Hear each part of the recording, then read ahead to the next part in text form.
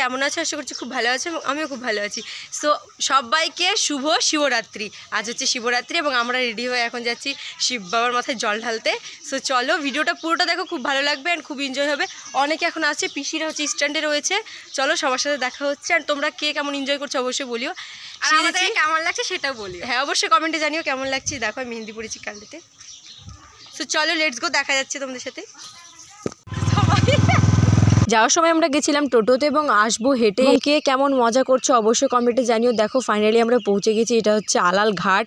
অনেকে হয়তো আসছে কিন্তু এখন হচ্ছে আমরা যাচ্ছি। আমার এই ছুটির মধ্যে অনেক ফ্রেন্ডসগুলোর সাথে দেখা হয়েছে।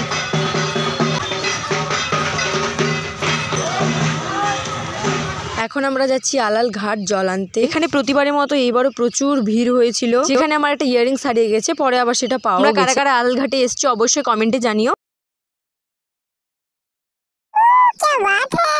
ও মেলা এক দুটো ওইসব হয়, ওইসব কেয়ার করলে হবে না। চলো দুধ, বেলপাতা, ধূপকাঠি যেসব আর কি পুজোতে লাগে সবকিছু কিনে নিয়ে চলে গেলাম ঘাটের কাছে। এবং সেটা প্রথমেই দিলাম পিসিকে। পিসিমণি ফার্স্টে পুজো দিল, তারপর আমি এবং আমার দুটো বোন পুজো দিল। আচ্ছা একটা কথা বলো তো, বাড়িতে পুজো করে যে শান্তিটা পাওয়া যায় এবং ঘাটে পুজো করে যে শান্তিটা পাওয়া যায় সেটা কিন্তু অনেকটাই আলাদা। হ্যাঁ এখন অনেকে বলতে পারো যে না এটা তুমি ভুল বলছো, আমি মানছি এই কথার মধ্যে আমার ভুলও আছে।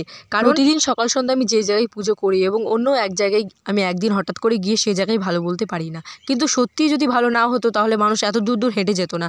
আমি কোনোটাই খারাপ বলছি না, দুটোই ভালো। তবে হ্যাঁ একটা শান্তি পাওয়া যায়, কারণ সেটা একদিনই বছরে। আর বাড়িতে পুজো প্রতিদিন তো তাই, কিন্তু পুজো হ্যাঁ কিন্তু পুজো করতে আমার সব দিনই ভালো লাগে। মানুষজনের আওয়াজ শোনা যায়।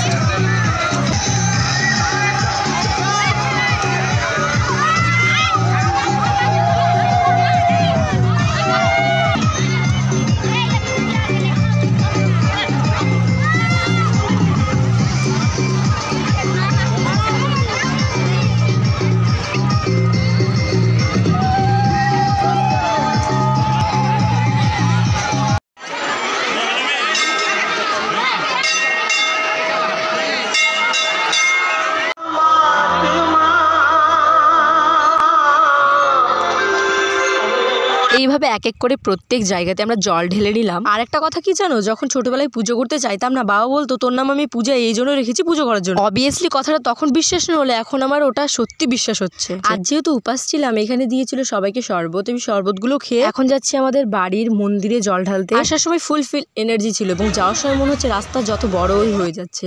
যাওয়ার সময় এনার্জি প্রচুর কমে গেছে। রাস্তায় যতগুলো আমি ঠাকুর দেখেছিলাম সমস্ততে জল ঢেলেছিলাম এবং এখন হচ্ছে আমরা আমাদের সবার ফেমাস মুড়িয়া বাবার মন্দিরে।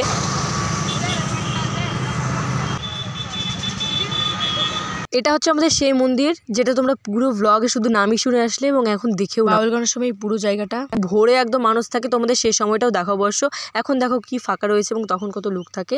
অ্যান্ড দেখো এই যে এটা হচ্ছে আমাদের মুড়িয়া বাবা। করে আমরা সবাই পুজো দিলাম, যতজন ছিলাম সেখানে প্রত্যেকে। এটা রয়ে গেলে আমাদের আরেক জায়গায় বাকি রয়েছে, সেখানে হয়ে গেলে আমাদের আজকের মতো পুজো কমপ্লিট, মানে এই বছরের মতো পুজো কমপ্লিট। এটা হচ্ছে আমাদের বুড়ি মায়ের থান, যেখানে আমরা প্রতি বছরই পুজো করতে আসি। এবং এই কাকি, এটা হচ্ছে আমার পিসি। দেখো রং মাখিয়ে দিয়েছে আমাদের। ফার্স্টে এখন বোন জল ঢালছে।